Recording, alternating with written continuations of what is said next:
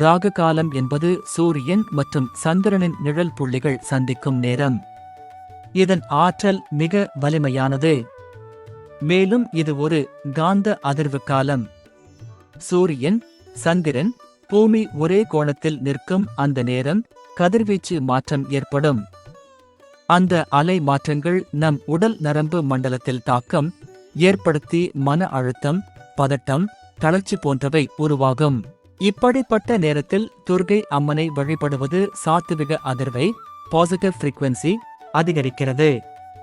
துர்க்கையின் மந்திரங்கள் ஓம் தும் துர்காயே நமஹ போன்றவை நரம்பு மண்டலத்துக்கு அமைதியை அளிக்கின்ற ஒலியலைகளை உருவாக்கும். அறிவியல் ரீதியாக இது நம் ஆல்பா பிரெயின் வேவ் நிலையை தூண்டி உடலிலும் மனதிலும் சீரான ஆற்றல் ஓட்டத்தை உருவாக்குகிறது.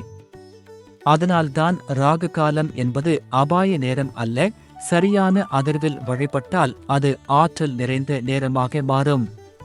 அதனால் ராகு காலத்தில் துர்க்கை அம்மனை வழிபட்டு அம்மனின் அருளை அனைவரும் பெறுவோம். டிவைன் வித் ஐ சப்போர்ட் பண்ணுங்க. லைக், ஷேர், சப்ஸ்கிரைப் செய்ய மறக்காதீங்க.